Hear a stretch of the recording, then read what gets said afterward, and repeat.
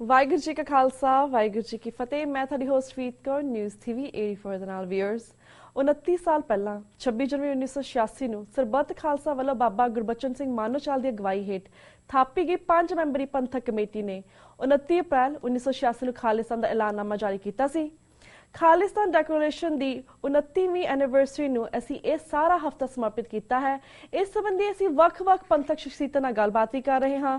ਉਹਨਾਂ ਦੇ ਵਿਚਾਰ ਜਾਣ ਰਹੇ ਹਾਂ ਕਿ ਇਹਨਾਂ 29 ਸਾਲਾਂ ਦੇ ਵਿੱਚ ਅਸੀਂ ਕਿੱਥੋਂ ਚੱਲੇ ਤੇ ਕਿੱਥੇ ਪਹੁੰਚੇ ਹਾਂ। ਅੱਜ ਅਸੀਂ ਪੰਜਾਬ ਵਿੱਚ ਸ਼ਾਂਤਮਈ ਅਤੇ ਜਮਹੂਰੀ ਤਰੀਕੇ ਦੇ ਨਾਲ ਖਾਲਿਸਤਾਨ ਦੀ ਪ੍ਰਾਪਤੀ ਦੇ ਲਈ ਜਦੋਜਹਿਦ ਕਰ ਰਹੀ ਸ਼੍ਰੋਮਣੀ ਅਕਾਲੀ ਦਲ ਅੰਮ੍ਰਿਤਸਰ ਦੇ ਜਨਰਲ ਸਕੱਤਰ ਪ੍ਰੋਫੈਸਰ ਮਹਿੰਦਰਪਾਲ ਸਿੰਘ ਜੀ ਨਾਲ ਗੱਲਬਾਤ ਕਰਾਂਗੇ, ਜਿਹੜੇ ਕਿ ਇਸ ਵੇਲੇ ਪਟਿਆਲੇ ਤੋਂ ਸਾਡੇ ਨਾਲ ਫੋਨ ਲਾਈਨ ਤੇ ਜੁੜ ਚੁੱਕੇ ਨੇ। ਜੀ ਭਾਈ ਸਾਹਿਬ, ਵਾਹਿਗੁਰੂ ਜੀ ਕਾ ਖਾਲਸਾ ਵਾਹਿਗੁਰੂ ਜੀ ਕੀ ਫਤਿਹ। ਵਾਹਿਗੁਰੂ ਜੀ ਕਾ ਖਾਲਸਾ ਵਾਹਿਗੁਰੂ ਜੀ ਕੀ ਫਤਿਹ ਜੀ ਵੀਰ ਜੀ, ਅੱਜ ਤੁਹਾਡੇ ਨਾਲ ਵੀ ਅਸੀਂ ਖਾਲਿਸਤਾਨ ਪ੍ਰਤੀ ਹੀ ਵਿਸ਼ੇਸ਼ ਗੱਲਬਾਤ ਕਰਾਂਗੇ। ਜਿਸ ਤਰ੍ਹਾਂ 29ਵੀਂ ਐਨੀਵਰਸਰੀ ਦੇ ਮੌਕੇ ਤੇ ਸਾਡੇ ਦਰਸ਼ਕਾਂ ਨੂੰ ਕੀ ਕਹਿਣਾ ਚਾਹੋਗੇ ਸਭ ਤੋਂ ਪਹਿਲਾਂ, ਫਿਰ ਅਸੀਂ ਆਪਣੇ ਸਵਾਲ ਜਵਾਬ ਸ਼ੁਰੂ ਕਰਾਂਗੇ। 29 ਸਾਲ ਪਹਿਲਾਂ ਜਦੋਂ ਜਿਸ ਦਿਨ ਇਹ ਐਲਾਨਨਾਮਾ ਕੀਤਾ ਗਿਆ ਸੀ ਜੀ, ਮੈਂ ਸਬੱਬੀ ਤੌਰ ਤੇ ਉੱਥੇ ਹਾਜ਼ਰ ਸੀ। ਹਾਂਜੀ, ਤੇ ਮੈਂ ਇੰਨਾ ਜ਼ਰੂਰ ਕਹਾਂਗਾ ਕਿ ਜਿਹੜਾ ਇਹ 29 ਸਾਲ ਪਹਿਲਾਂ ਖਾਲਿਸਤਾਨ ਦਾ ਐਲਾਨਨਾਮਾ ਕੀਤਾ ਗਿਆ ਹੈ ਜੀ, ਇਹ ਸਿੱਖਾਂ ਦੀ ਵਿਰਾਸਤੀ ਭਾਵਨਾ ਹੈ। ਇਹ ਕੋਈ ਅਚਾਨਕ ਉੱਠਿਆ ਕੋਈ ਐਸੀ ਗੱਲ ਨਹੀਂ ਹੈ ਕਿ ਉਸ ਹਾਲਾਤ ਵਿੱਚ ਸਿੱਖਾਂ ਨੂੰ ਖਾਲਿਸਤਾਨ ਦੀ ਗੱਲ ਇੱਕ ਨਵੀਂ ਆਈ। ਇਹ ਇਹਨਾਂ ਦੀ ਪੁਰਾਣੀ ਵਿਰਾਸਤ ਤਾਸੀਰ ਦਾ ਹਿੱਸਾ ਹੈ। ਇਹ ਜ਼ਰੂਰ ਹੈ ਕਿ ਕਈ ਵਾਰ ਇਤਿਹਾਸ ਦੇ ਵਿੱਚ ਹਾਲਾਤ ਐਸੀ ਕਰਵਟ ਲੈਂਦੇ ਨੇ ਕਿ ਕੋਈ ਨਾ ਕੋਈ ਦਿਨ ਆਪਾਂ ਨੂੰ ਮਿੱਥਣਾ ਪੈਂਦਾ ਹੈ, ਜਿਸ ਦਿਨ ਅਸੀਂ ਆਪਣੀ ਨੀਤੀ ਦਾ ਐਲਾਨ ਕਰਦੇ ਹਾਂ।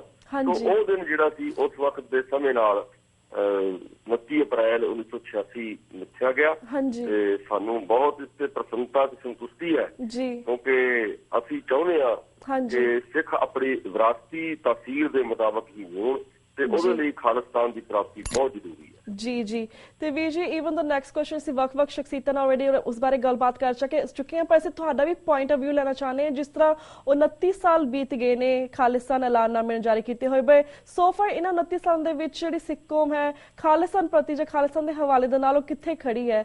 ਇਹਨਾਂ ਕੀ ਅਸੀਂ ਪ੍ਰਾਪਤੀਆਂ ਕੀਤੀਆਂ ਨੇ 29 ਸਾਲਾਂ ਦੇ ਵਿੱਚ?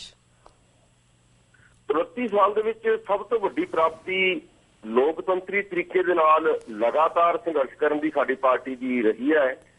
ਮੈਂ ਤਾਂ ਇਹੀ ਸੰਗਤ ਨੂੰ ਬੇਨਤੀ ਰੂਪ ਵਿੱਚ ਸਮਝਾਉਣ ਦੀ ਗੱਲ ਕਰਾਂਗਾ ਕਿ 29 ਸਾਲਾਂ ਦੇ ਵਿੱਚ ਸਰਦਾਰ ਸਿਮਰਨਜੀਤ ਸਿੰਘ ਮਾਨ ਦੀ ਅਗਵਾਈ ਵਿੱਚ ਜਿਹੜੀ ਇਹ ਪਾਰਟੀ ਚੱਲਦੀ ਹੈ, ਇਹਨਾਂ ਦੀਆਂ ਅਚੀਵਮੈਂਟਸ ਨੂੰ ਜ਼ਰੂਰ ਗੰਭੀਰਤਾ ਦੇ ਨਾਲ ਲੈਣਾ ਚਾਹੀਦਾ ਹੈ, ਜਿਹਦੇ ਵਿੱਚ ਅਸੀਂ ਖਾਲਿਸਤਾਨ ਦੇ ਬਹੁਤ ਨੇੜੇ ਹੋ ਸਕਦੇ ਹਾਂ ਜੇ ਸਾਰੇ ਹੀ ਸਰਦਾਰ ਸਿਮਰਨਜੀਤ ਸਿੰਘ ਮਾਨ ਤੇ ਉਹਨਾਂ ਦੀ ਪਾਰਟੀ ਦੇ ਸੰਘਰਸ਼ ਨੂੰ ਸਮਝਣ ਦੀ ਕੋਸ਼ਿਸ਼ ਕਰਨ। ਜਿਸ ਤਰ੍ਹਾਂ ਕਿ ਸਾਰੇ ਹੀ ਕੇਸ ਸਰਦਾਰ ਸਿਮਰਨਜੀਤ ਸਿੰਘ ਮਾਨ ਨੇ ਜਿਨ੍ਹਾਂ ਤੇ ਦੇਸ਼ ਵਿਰੋਧੀ ਹੋਣ ਦਾ ਲਾਇਆ ਜਾਂਦਾ ਜਦੋਂ ਉਹ ਖਾਲਿਸਤਾਨ ਦੀ ਗੱਲ ਕਰਦੇ ਸੀ, ਤੇ ਸਾਰੇ 73 ਕੇਸ ਸਿਮਰਨਜੀਤ ਸਿੰਘ ਮਾਨ ਨੇ ਆਪਣੇ ਤੇ ਪਵਾ ਕੇ ਇੱਕ ਲੀਡਰ ਹੋਣ ਦਾ ਸਬੂਤ ਦਿੱਤਾ ਜਿੱਥੇ ਉੱਥੇ ਨਾਲ ਹੀ ਇੱਕ ਕਾਨੂੰਨੀ ਲੜਾਈ ਲੜ ਕੇ ਹਿੰਦੁਸਤਾਨ ਵਰਗੇ ਇੱਕ ਕੱਟੜ ਹਿੰਦੂ ਰਾਸ਼ਟਰਵਾਦੀ ਦੇਸ਼ ਦੀ ਸੁਪਰੀਮ ਕੋਰਟ ਤੋਂ 2008 ਦੇ ਵਿੱਚ ਇਹ ਜੱਜਮੈਂਟ ਲੈ ਕੇ ਸਿੱਖਾਂ ਨੂੰ ਦਿੱਤੀ ਹੈ ਕਿ ਉਹ ਖਾਲਿਸਤਾਨ ਦੀ ਗੱਲ ਵੀ ਕਰ ਸਕਦੇ ਨੇ, ਲਿਟਰੇਚਰ ਵੀ ਬਣ ਸਕਦੇ ਨੇ, ਕਾਨਫਰੰਸਿਸ ਵੀ ਕਰ ਸਕਦੇ ਨੇ ਤੇ ਈਵਨ ਇਲੈਕਸ਼ਨਸ ਵੀ ਲੜ ਸਕਦੇ ਨੇ। ਸੋ ਕਿਸੇ ਵੀ ਮੂਵਮੈਂਟ ਨੂੰ ਜਗਦੇ ਰੱਖਣ ਲਈ ਬਹੁਤ ਜ਼ਰੂਰੀ ਹੁੰਦੀ ਹੈ ਉਹਦੀ ਕੰਟੀਨਿਊਟੀ। ਸੋ ਉਸ ਕੰਟੀਨਿਊਟੀ ਦੇ ਵਿੱਚ ਅਸੀਂ ਇਹ ਜਿਹੜੀਆਂ ਪ੍ਰਾਪਤੀਆਂ ਕੀਤੀਆਂ ਨੇ, ਬੇਸ਼ੱਕ ਸਾਡੇ ਵਰਕਰਜ਼, ਸਾਡੇ ਲੀਡਰ ਸਾਹਿਬਾਨ ਸਾਰਿਆਂ ਨੇ ਅਨੇਕਾਂ ਪ੍ਰਕਾਰ ਦੀਆਂ ਛੋਟੀਆਂ ਤੇ ਵੱਡੀਆਂ ਮੁਸ਼ਕਿਲਾਂ ਦੇ ਵਿੱਚੋਂ ਦੀ ਗੁਜ਼ਰੇ ਨੇ ਤੇ ਗੁਜ਼ਰ ਰਹੇ ਨੇ। ਪਰ ਇਹ ਜ਼ਰੂਰ ਮੈਂ ਸੁਨੇਹਾ ਦੇਣਾ ਚਾਹਾਂਗਾ, ਸਾਡਾ ਅਕੀਦਾ ਖਾਲਿਸਤਾਨ ਹੈ, ਜਿਹੜਾ ਸਿੱਖਾਂ ਦੀ ਇਖਲਾਕੀ ਤਾਸੀਰ ਹੈ ਤੇ ਗੁਰੂ ਨਾਨਕ ਸਾਹਿਬ ਦੀ ਸਿੱਖਿਆ ਦਾ ਮੂਲ ਰੂਪ ਸਾਂਭਣ ਵਾਸਤੇ ਫਿਜ਼ੀਕਲ ਖਾਲਿਸਤਾਨ ਦੀ ਸੋਵਰਨ ਸਿੱਖ ਸਟੇਟ ਦੀ ਅਤਿਅੰਤ ਲੋੜ ਹੈ, ਜਿਹਦੇ ਨਾਲ ਨਾ ਕੇਵਲ ਪੰਜਾਬ, ਨਾ ਕੇਵਲ ਹਿੰਦੁਸਤਾਨ, ਬਲਕਿ ਦੁਨੀਆ ਦੇ ਵਿੱਚ ਇੱਕ ਮਾਡਲ ਤਿਆਰ ਹੋਏਗਾ ਕਿ ਇਨਸਾਨੀਅਤ ਦੇ ਤੌਰ ਤੇ ਜੇ ਰਹਿਣਾ ਹੈ ਤਾਂ ਗੁਰੂ ਨਾਨਕ ਦੀ ਜਿਹੜੀ ਮੂਲ ਸੋਚ ਹੈ ਜੋ ਦੁਨੀਆ ਨੂੰ ਉਹਨਾਂ ਨੇ ਦਿੱਤੀ ਹੈ ਉਹਦਾ ਬਰਕਰਾਰ ਰਹਿਣਾ ਜਿਹੜਾ ਜ਼ਰੂਰੀ ਹੈ। ਇਸ ਲਈ ਖਾਲਿਸਤਾਨ ਬਹੁਤ ਜ਼ਰੂਰੀ ਹੈ। ਜੀ ਬਿਲਕੁਲ। ਤੇ ਵੀਰ ਜੀ, ਜਿਸ ਤਰ੍ਹਾਂ ਸ਼੍ਰੋਮਣੀ ਅਕਾਲੀ ਦਲ ਅੰਮ੍ਰਿਤਸਰ ਹੈ, ਤੁਸੀਂ ਉਹਨਾਂ ਦੇ ਨਾਲ ਉਹਨੇ ਮੈਂਬਰ ਹੋ, I would like to ask you ਕਿ ਹਮੇਸ਼ਾ ਖਾਲਿਸਤਾਨ ਸੰਬੰਧੀ ਇਹ ਸ਼੍ਰੋਮਣੀ ਅਕਾਲੀ ਦਲ ਅੰਮ੍ਰਿਤਸਰ ਬਹੁਤ ਸਟਰੋਂਗ ਸਟੈਂਡ ਲੈਂਦੀ ਹੈ ਐਂਡ ਆਪਣੇ ਆਜ਼ਾਦ ਦੇਸ਼ ਦੇ ਸੰਬੰਧੀ ਗੱਲਬਾਤ ਕਰਦੀ ਹੈ, ਲੋਕਾਂ 'ਚ ਜਾਗਰੂਕਤਾ ਫੈਲਾਉਂਦੀ ਹੈ। ਪਰ ਅਸੀਂ ਤੁਹਾਡੇ ਕੋਲ ਜਾਣਨਾ ਚਾਹਾਂਗੇ, ਇਹਨਾਂ 29 ਸਾਲਾਂ ਦੇ ਵਿੱਚ ਕਿਹੜੀ ਸਾਡੇ 'ਚ ਇੰਨੀ ਕਮਜ਼ੋਰੀ ਸੀ ਕਿ ਅਸੀਂ 29 ਸਾਲਾਂ ਦੇ ਵਿੱਚ ਆਪਣਾ ਖਾਲਿਸਤਾਨ ਨਹੀਂ ਪ੍ਰਾਪਤ ਕਰ ਸਕੇ? ਕਿਹੜੀਆਂ ਅਸੀਂ ਮੁਸ਼ਕਿਲਾਂ 'ਚੋਂ ਲੰਘੇ ਹਾਂ? ਪ੍ਰੋਬਲਮ ਤੁਸੀਂ ਉਹ ਦੱਸ ਦਿੱਤੀ। ਕਿਸ ਤਰ੍ਹਾਂ ਦੀਆਂ ਅਸੀਂ ਗਲਤੀਆਂ ਕੀਤੀਆਂ ਨੇ ਜਿਨ੍ਹਾਂ ਨੂੰ ਅਸੀਂ ਦੁਬਾਰਾ ਤੋਂ ਨਾ ਦੁਹਰਾਈਏ ਜਾਂ ਸਾਡੀ ਆਉਣ ਵਾਲੀ ਜਨਰੇਸ਼ਨ ਨਾ ਦੁਹਰਾਏ, ਤਾਂ ਕਿ ਅਸੀਂ ਜਲਦ ਤੋਂ ਜਲਦ ਆਪਣਾ ਆਜ਼ਾਦ ਦੇਸ਼ ਪਾ ਸਕੀਏ? ਇਹਦੇ ਵਿੱਚ ਕਈ ਪੱਖ ਰੀਤ ਕੌਰ ਜੀ ਆ ਸਕਦੇ ਨੇ, ਜਿਹੜੇ ਆਪਾਂ ਇੰਨੇ ਮਿੰਟਾਂ ਵਿੱਚ ਨਹੀਂ ਕਲੀਅਰ ਕਰ ਸਕਦੇ। ਇੱਕ ਦੋ ਪੁਆਇੰਟ ਮੈਂ ਤੁਹਾਡੇ ਨਾਲ ਜ਼ਰੂਰ ਸਾਂਝੇ ਕਰਨਾ ਚਾਹਾਂਗਾ। ਹਾਂਜੀ। ਕਿ ਜਿਹੜਾ ਇੱਕ ਤਾਂ 29 ਸਾਲ ਦਾ ਸਮਾਂ ਕੌਮਾਂ ਦੇ ਇਤਿਹਾਸ ਵਿੱਚ ਕੋਈ ਬਹੁਤ ਵੱਡਾ ਸਮਾਂ ਨਹੀਂ ਹੁੰਦਾ ਜੀ। ਕਿਸੇ ਦੇਸ਼ ਨੂੰ ਸਥਾਪਿਤ ਕਰਨ ਲਈ ਸਾਨੂੰ ਕੰਟੀਨਿਊਟੀ ਚਾਹੀਦੀ ਹੈ, ਉਹ ਚੱਲ ਰਹੀ ਹੈ। ਨੰਬਰ 1। ਨੰਬਰ 2 ਤੇ ਜਿਸ ਸਰਕਾਰ ਦੇ ਨਾਲ ਸਾਡਾ ਵਾਹ ਪਿਆ ਹੋਇਆ ਹੈ, ਉਹ ਦੁਨੀਆ ਦੀਆਂ ਵੱਡੀਆਂ ਆਰਥਿਕ ਤਾਕਤਾਂ ਵਿੱਚੋਂ ਇੱਕ ਹੈ। ਹਾਂਜੀ। ਤੇ ਲੂੰਬੜ ਚਾਲ ਕਹਿ ਲੋ, ਰਾਜਨੀਤੀ ਕਹਿ ਲੋ, ਚਾਣਕਿਆ ਨੀਤੀ ਕਹਿ ਲੋ, ਉਹਦੇ ਵਿੱਚ ਉਹ ਮਾਹਿਰ ਹੈ ਜੀ। ਤੇ ਉਹਦੇ ਨਾਲ ਮੁਕਾਬਲਾ ਕਰਨ ਵਾਲੇ ਅਸੀਂ ਜਿਹੜੇ ਸਿੱਖ ਹਾਂ। ਹਾਂਜੀ। ਤੇ ਸਾਡੀ ਜਿਹੜੀ ਸਾਡੇ ਜਿਹੜੇ ਲੋਕ ਨੇ ਜਿਨ੍ਹਾਂ ਨੇ ਸਾਨੂੰ ਸਪੋਰਟ ਕਰਨਾ ਹੈ, ਉਹ ਨਾ ਤਾਂ ਉਹਨੇ ਆਰਥਿਕ ਸਮਰੱਥ ਨੇ, ਨਾ ਉਹਨੇ ਸਮਝਦਾਰ ਨੇ, ਤੇ ਨਾ ਹੀ ਉਹਨੇ ਦ੍ਰਿੜ ਨੇ ਜਿੰਨੇ ਇੱਕ ਦੇਸ਼ ਲਈ ਬਣਾਉਣ ਲਈ ਚਾਹੀਦੇ ਨੇ। ਅਸੀਂ ਕੋਸ਼ਿਸ਼ ਕਰ ਰਹੇ ਹਾਂ ਕਿ ਉਹਨਾਂ ਨੂੰ ਦ੍ਰਿੜ ਕਰੀਏ ਕਿ ਕਿਉਂ ਸਾਡੇ ਲਈ ਖਾਲਿਸਤਾਨ ਸਾਡੇ ਲਈ ਜਾਂ ਮਾਨਵਤਾ ਲਈ ਜ਼ਰੂਰੀ ਹੈ। ਨੰਬਰ 1। ਨੰਬਰ 2 ਤੇ ਮੈਂ ਇਹ ਕਹਾਂਗਾ ਕਿ ਜਿਹੜੀ ਤਾਕਤ ਦੀ ਮੈਂ ਗੱਲ ਕੀਤੀ ਹੈ ਸਾਡੇ ਵਿਰੋਧੀ ਰੂਪ ਵਿੱਚ ਵਿਚਰ ਰਹੀ ਹੈ, ਉਹਨੇ ਸਾਡੇ ਵਿੱਚੋਂ ਜਿਹੜੇ ਟ੍ਰੇਟਰਸ ਖਰੀਦ ਲਏ ਨੇ, ਜਿਨ੍ਹਾਂ ਦੇ ਵਿੱਚ ਇੱਕ ਤਾਂ ਬਾਦਲ ਹੈ, ਉਹ ਤਾਂ ਦਿਸਦਾ ਸਾਰਿਆਂ ਨੂੰ, ਕਾਂਗਰਸ ਹੈ, ਅਮਰਿੰਦਰ ਹੈ, ਭੱਠਲ ਹੈ, ਇਹ ਤਾਂ ਦਿਸਦੇ ਨੇ ਸਾਰਿਆਂ ਨੂੰ। ਪਰ ਜਿਹੜੇ ਖਾਲਿਸਤਾਨੀ ਮੋਹਰਾਂ ਲਾ ਕੇ ਸਾਡਾ ਸਿੱਧੇ ਰੂਪ ਵਿੱਚ ਜਾਂ ਅਸਿੱਧੇ ਰੂਪ ਵਿੱਚ ਸਾਡਾ ਇਸ ਸੋਚ ਦਾ ਵਿਰੋਧ ਕਰਦੇ ਨੇ, ਉਹਨਾਂ ਦਾ ਮਤਲਬ ਕਿ ਸੁਚੇਤ ਜਾਂ ਅਚੇਤ ਅਣਜਾਣਤਾ ਜਾਂ ਲਾਲਚ ਜਾਂ ਡਰ, ਇਹ ਜਿਹੜਾ ਇਹ ਖਾਲਿਸਤਾਨ ਨੂੰ ਬਹੁਤ ਵੱਡੇ ਮਤਲਬ ਕਿ ਮੈਂ ਪੁਆਇੰਟ ਹੀ ਦੇ ਸਕਦਾ ਇੰਨੇ ਟਾਈਮ ਦੇ ਵਿੱਚ ਡਿਟੇਲ ਕਰਨ ਦੇ ਸਕਦਾ। 1999 ਦੇ ਵਿੱਚ ਖਾਲਿਸਤਾਨ ਦੀ ਸੋਚ ਨੂੰ ਸਮਰਪਿਤ ਹੋ ਕੇ ਲੋਕਾਂ ਨੇ ਵੋਟਾਂ ਪਾਈਆਂ। ਲੋਕ ਕਹਿੰਦੇ ਮਾਨ ਨੂੰ ਵੋਟਾਂ ਪਾਈਆਂ, ਮਾਨ ਨੂੰ ਕਿਸੇ ਨੇ ਵੋਟਾਂ ਨਹੀਂ ਪਾਈਆਂ। ਮਾਨ ਤਾਂ ਉਸ ਤੋਂ ਪਹਿਲਾਂ ਲੋਕਾਂ ਸਾਹਮਣੇ ਆਇਆ ਹੀ ਨਹੀਂ ਸੀਗਾ, ਮਾਨ ਤਾਂ ਜੇਲ੍ਹ ਸੀ। ਵੋਟਾਂ ਪਾਈਆਂ ਸਿੱਖ ਸੋਚ ਨੂੰ, ਖਾਲਿਸਤਾਨ ਦੀ ਸੋਚ ਨੂੰ 1999 ਦੇ ਵਿੱਚ। 1991 ਦੀ ਜਿਹੜੀ ਵੋਟ ਹੋਈ ਉਹਦੇ ਵਿੱਚ ਸਿਮਰਜੀਤ ਸਿੰਘ ਮਾਨ ਨੂੰ ਬਹੁਤ ਵੱਡਾ ਇੱਕ ਰੈਫਰੈਂਡਮ ਮਿਲਣ ਵਾਲਾ ਸੀ।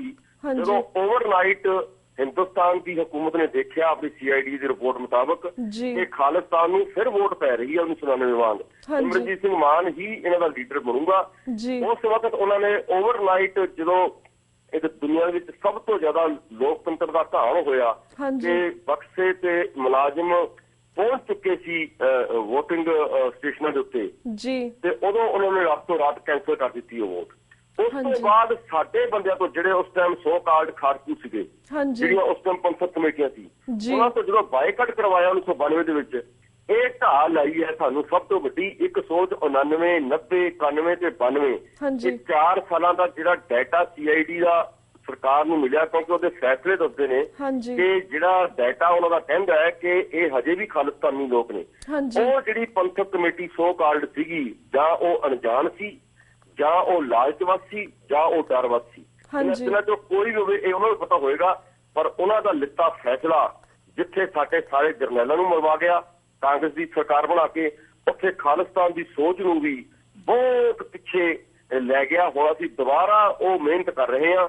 ਬੇਸ਼ੱਕ ਲੋਕਾਂ ਨੂੰ ਹਜੇ ਅਸੀਂ ਸਮਝਾ ਨਹੀਂ ਸਕੇ, ਪਰ ਜਿਹੜੇ ਨੂੰ ਸਮਝਾ ਸਕੇ ਹਾਂ ਉਹ ਅੱਜ ਵੀ ਇਸ ਪੰਜਾਬ ਦੀ ਧਰਤੀ ਤੇ ਦਿਨ ਰਾਤ ਇੱਕ ਕਰਕੇ, ਠੰਡ ਤੇ ਸਰਦੀ ਤੇ ਗਰਮੀ ਇੱਕ ਕਰਕੇ, ਉਹ ਸਾਡੇ ਨਾਲ ਇਸ ਸੋਚ ਨਾਲ ਚੱਲ ਰਹੇ ਨੇ। ਤੇ ਸਾਨੂੰ ਪੂਰਨ ਆਸ ਹੈ ਜੇ ਜੋਤ ਜਗਦੀ ਰਹੇਗੀ ਤਾਂ ਖਾਲਿਸਤਾਨ ਅਵਸ਼ ਬਣੇਗਾ।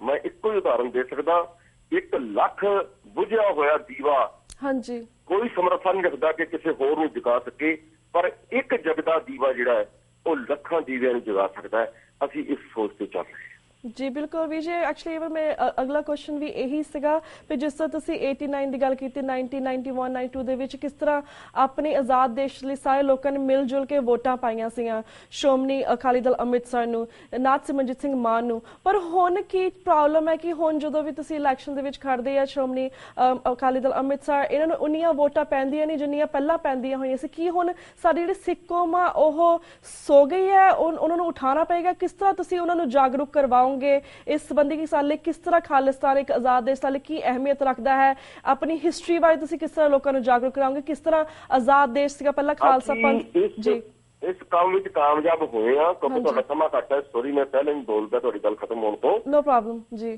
ਅਸੀਂ ਇਸ ਗੱਲ ਦੇ ਉੱਤੇ ਚੱਲ ਰਹੇ ਹਾਂ ਕਿ ਅਸੀਂ ਕਿਸੇ ਲੋਕਤੰਤਰੀ ਤਰੀਕੇ ਦੇ ਨਾਲ ਪਿਆਰ ਨਾਲ ਲੋਕਾਂ ਨੂੰ ਸਮਝਾਈਏ ਜੀ ਦੂਸਰੇ ਪਾਸੇ 30 ਸਾਲ ਦਾ ਜਿਹੜਾ ਸਪੈਨ ਤੁਸੀਂ ਦੇਖੋਗੇ ਉਹਦੇ ਵਿੱਚ ਜਿੱਥੇ ਹਿੰਦੁਸਤਾਨੀ ਹਕੂਮਤ ਨੇ ਸਾਡੇ 1.5 ਲੱਖ ਬੱਚੇ ਸ਼ਹੀਦ ਕਰਤੇ ਇੱਕ ਦਹਿਸ਼ਤ ਫੈਲਾਈ ਸਾਡੇ ਇੱਕ ਤਾਂ ਉਹ ਕੰਮ ਕਰ ਰਹੀ ਹੈ ਦੂਸਰਾ ਉਹਨਾਂ ਨੇ 1994 ਦਾ ਜੇ ਕਿਸੇ ਨੂੰ ਸਾਲ ਯਾਦ ਹੋਵੇ ਜਿਸ ਵਕਤ ਸਾਡੇ ਵੱਡੇ ਵੱਡੇ ਜਰਨੈਲ ਸਿੱਖਾਂ ਦੇ ਖਾੜਕੂਵਾਦ ਦੇ ਉਹਨਾਂ ਨੇ ਸ਼ਹੀਦ ਕੀਤੇ ਨੇ ਉਸੇ ਹੀ ਵਕਤ ਉਹਨਾਂ ਨੇ ਇੱਕ ਸੋ ਕਾਲਡ ਸੱਭਿਆਚਾਰਕ ਪ੍ਰੋਗਰਾਮ ਦੇ ਤਹਿਤ ਇੱਕ ਐਸੀ ਗਾਇਕੀ ਸ਼ੁਰੂ ਕੀਤੀ ਜਿਹੜੀ ਅੱਜ ਪ੍ਰਫੁੱਲਤ ਹੋਈ ਹੈ ਤੇ ਸਾਡੀ ਜਵਾਨੀ ਨੂੰ ਉਸ ਪਾਸੇ ਧੱਕਿਆ ਸੋ ਉਸ ਤੋਂ ਅਗਲਾ ਪੜਾਅ ਅੱਜ ਜਿਹੜਾ ਉਸ ਤੋਂ ਵੀ ਗੰਭੀਰ ਹੈ ਉਹ ਹੈਗਾ ਨਸ਼ਿਆਂ ਦੇ ਵਿੱਚ ਗਲਤਾਨ ਕਰਤਾ ਸੋ ਇਹ ਜੇ ਪੜਾਅ ਦੇਖੀਏ ਨਾ ਜਿਹੜੇ ਲੋਕ ਨੇ ਉਹ ਤਾਂ ਉਹੀ ਨੇ ਜਿਨ੍ਹਾਂ ਤੋਂ ਤੁਸੀਂ ਤੇ ਅਸੀਂ ਆਸ ਕਰਦੇ ਆ ਕਿ ਉਹ ਸਾਨੂੰ ਵੋਟਾਂ ਪਾਉਣ ਪਰ ਉਹਨਾਂ ਦੀ ਅੰਦਰਲੀ ਜਿਹੜੀ ਹੈ ਉਹ ਜ਼ਮੀਰ ਬੁਝਦੀ ਕਰਨ ਵਾਸਤੇ ਇੰਨੇ ਵੱਡੇ ਹੱਥ ਕੰਡੇ ਵਰਤੇ ਨੇ ਜਿਹਦੇ ਵਿੱਚ ਮੈਂ ਬਾਰ-ਬਾਰ ਕਹਾਂਗਾ ਕਿ ਇਹ ਮੈਂ ਐਨਾਲਿਸਿਸ ਤੋਂ ਕਹਿ ਰਿਹਾ ਜਿਹਦੇ ਵਿੱਚੋਂ ਸਾਡੇ ਟ੍ਰੇਟਰਸ ਜਿਹੜੇ ਸਾਡੇ ਵਿੱਚੋਂ ਹੋ ਕੇ ਉੱਥੇ ਸੰਧੀਆਂ ਕਰਦੇ ਨੇ ਅੱਜ ਹੋਰ ਬੋਲਦੇ ਨੇ ਕੱਲ ਹੋਰ ਬੋਲਦੇ ਨੇ ਜਾਂ ਜਦੋਂ ਕੋਈ ਸਾਡੀ ਮੂਵਮੈਂਟ ਖੜਦੀ ਹੈ ਜਗਰਾਉਂ ਦੇ ਵਿੱਚ ਅਸੀਂ ਰੈਲੀ ਕੀਤੀ ਕੋਈ 1.5 ਲੱਖ ਤੋਂ ਉੱਪਰ ਬੰਦਾ ਆਇਆ ਖਾਲਿਸਤਾਨ ਦੇ ਨਾਂ ਉੱਪਰ ਰੈਲੀ ਕੀਤੀ ਤਾਂ ਉਸ ਰੈਲੀ ਤੋਂ ਦੇ ਵਿੱਚ ਨਾ ਤਾਂ ਕਿਸੇ ਸੋ ਕਾਲਡ ਖਾਲਿਸਤਾਨੀ ਨੇ ਸਾਡਾ ਸਹਿਯੋਗ ਕੀਤਾ ਵੀ ਬਹੁਤ ਵਧੀਆ ਜੀ ਸਿਮਰਜੀਤ ਸਿੰਘ ਮਾਨ ਨੇ ਕਮਾਲ ਕਰਤੀ ਉਹਦੀ ਪਾਰਟੀ ਨੇ ਵੀ 1.5 ਲੱਖ ਬੰਦਾ ਖਾਲਿਸਤਾਨ ਦੇ ਉੱਤੇ ਇਕੱਠਾ ਕਰ ਲਿਆ ਜੇ ਉਹ ਸਾਰੇ ਸਪੋਰਟ ਕਰਦੇ ਤਾਂ ਮਾਹੌਲ ਬਦਲ ਸਕਦਾ ਸੀ ਪਰ ਉਹ ਸਪੋਰਟ ਨਹੀਂ ਕਰ ਰਹੇ ਸਾਨੂੰ ਕਈ ਤਰ੍ਹਾਂ ਦੇ ਮਤਲਬ ਕਿ ਮੁਕਾਬਲੇ ਕਰਨੇ ਪੈਂਦੇ ਨੇ ਆਪਣਿਆਂ ਨਾਲ ਵੀ ਬਾਹਰਲਿਆਂ ਤਾਂ ਕਰਨੇ ਹੀ ਪੈਣਗੇ ਸੋ ਉਹ ਜਿਹੜਾ ਗਦਾਰ ਸਿਸਟਮ ਚੱਲਦਾ ਹੈ ਜਿਹੜਾ ਇੱਕ ਡੋਗਰਾ ਸਿਸਟਮ ਚੱਲਦਾ ਸਿੱਖਾਂ ਦੇ ਵਿੱਚ ਜਾਂ ਹੋਰ ਹਰ ਕੌਮਾਂ ਦੇ ਵਿੱਚ ਜਿਵੇਂ ਰਾਵਣ ਦੇ ਬਾਰੇ ਕਿਹਾ ਜਾਂਦਾ ਵੀ ਉਹਦਾ ਭਰਾ ਨੇ ਹੀ ਭੇਦ ਦੱਸ ਕੇ ਉਹਨੂੰ ਮਰਵਾਤਾ ਇਹ ਇੱਕ ਮਿਥਿਆਸ ਵੀ ਹੋ ਸਕਦਾ ਪਰ ਇਹ ਇੱਕ ਉਦਾਹਰਨ ਹੈ ਸੋ ਉਹ ਸਾਰੀਆਂ ਨੇ ਪਰ ਮੈਂ ਇੱਥੇ ਇੱਕ ਚਿੱਟੇ ਡਾਲਣਾ ਚਾਹੁੰਦਾ ਕਿ 1999 ਜਦੋਂ ਖਾਲਸਾ ਰਾਜ ਦੀ ਜਾਂ ਖਾਲਸਾ ਸਾਜਨਾ ਦਿਵਸ ਦੀ ਜਦੋਂ 300 ਵਰ੍ਹੇਗੰਢ ਅਨੰਦਪੁਰ ਸਾਹਿਬ ਚ ਮਨਾਈ ਜਾ ਰਹੀ ਸੀ ਇਤਿਹਾਸ ਚੋਂ ਜਾਂ ਅਖਬਾਰਾਂ ਚੋਂ ਪੜ੍ਹਿਆ ਜਾ ਸਕਦਾ ਹੈ ਕਿ ਪਹਿਲੀ ਵਾਰ ਸਟੇਜ ਤੇ ਓਪਨਲੀ ਸਰਦਾਰ ਸਿਮਰਜੀਤ ਸਿੰਘ ਮਾਨ ਨੇ ਖਾਲਿਸਤਾਨ ਦੀ ਗੱਲ ਕੀਤੀ ਸੀ ਤੇ ਉੱਥੇ ਟੋੜਾ ਤੇ ਉੱਥੇ ਭਾਈ ਰਣਜੀਤ ਸਿੰਘ ਹੋਰ ਸਾਰੇ ਬੈਠੇ ਸੀ ਜਿਹੜੇ ਇੱਕਦਮ ਘਬਰਾ ਗਏ ਸੀ ਵੀ ਇਹ ਇੱਕਦਮ ਖਾਲਿਸਤਾਨ ਬੋਲ ਗਿਆ ਤਾਂ ਉਹਨਾਂ ਨੇ ਇਹ ਸਟੇਜ ਤੇ ਕਿਹਾ ਸੀ ਵੀ ਜੇ ਇਹ ਖਾਲਿਸਤਾਨ ਕਹਿਣ ਦਾ ਕੋਈ ਮਤਲਬ ਕਿ ਕੇਸ ਵਗੈਰਾ ਬਣਦਾ ਹੋਵੇ ਤਾਂ ਮੇਰੇ ਤੇ ਬਣੇ ਇਹ ਮੇਰੀ ਸੋਚ ਹੈ ਇੱਥੇ ਜਿਹੜੇ ਹੋਰ ਬੈਠੇ ਨੇ ਇਹਨਾਂ ਦਾ ਇਹਦੇ ਨਾਲ ਸਹਿਮਤ ਹੋਣਾ ਜਾਂ ਨਾ ਹੋਣਾ ਕੋਈ ਜ਼ਰੂਰੀ ਨਹੀਂ ਹੈ ਉਹ ਆਪ ਦੱਸਣਗੇ ਪਰ ਉਸ ਤੋਂ ਬਾਅਦ ਜਿਹੜੀ 4 ਮਹੀਨੇ ਬਾਅਦ ਇਲੈਕਸ਼ਨ ਹੋਈ ਹੈ ਉਹਦੇ ਵਿੱਚ ਫਿਰ ਸਿਮਰਜੀਤ ਸਿੰਘ ਮਾਨ MP ਬਣੇ ਨੇ ਪਰ ਇਹ ਜਿਹੜੀ ਡਿਟੇਰੋਰੇਸ਼ਨ ਕਰਦੀਆਂ ਨੇ ਸਰਕਾਰਾਂ ਉਹਨਾਂ ਨੂੰ ਸਿੱਖਾਂ ਨੂੰ ਸਮਝਣਾ ਪਏਗਾ ਖਾਸ ਕਰ ਜਿਹੜੇ ਤੁਸੀਂ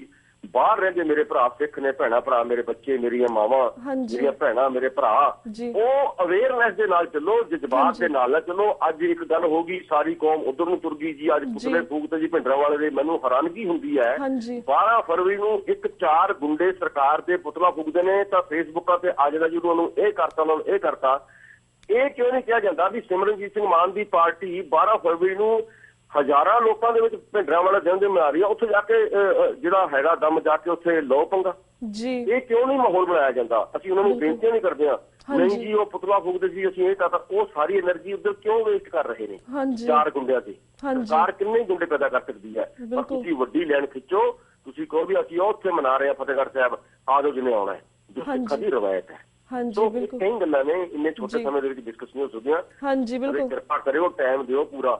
ਜੀ ਜੀ ਜ਼ਰੂਰ ਵੀਰ ਜੀ। ਲਾਈਕ ਆਈ ਨੋ ਕਿ ਹੁਣ ਵੀ ਸਾਡਾ ਵੀ ਵਕਤ ਬ੍ਰੇਕ ਵੱਲ ਜਾ ਰਿਹਾ, ਸਾਡੇ ਕੋਲ ਇਜਾਜ਼ਤ ਲੈਣ ਦਾ ਟਾਈਮ ਹੋ ਰਿਹਾ, ਪਰ ਨੈਕਸਟ ਟਾਈਮ ਅਸੀਂ ਹੋਰ ਵੀ ਡੀਟੇਲ ਦੇ ਵਿੱਚ ਇਸ ਸੰਬੰਧੀ ਗੱਲਬਾਤ ਕਰਾਂਗੇ ਕਿ ਹੁਣ ਖਾਲਿਸਤਾਨ ਕਿੱਥੇ ਖੜਾ। ਤੁਸੀਂ ਸੋ ਫਾਰ ਦੱਸ ਦਿੱਤਾ, ਪਰ ਮੋਰ ਡੀਟੇਲ ਦੇ ਵਿੱਚ ਅਸੀਂ ਨੈਕਸਟ ਟਾਈਮ ਤੁਹਾਡੇ ਨਾਲ ਗੱਲਬਾਤ ਕਰਾਂਗੇ।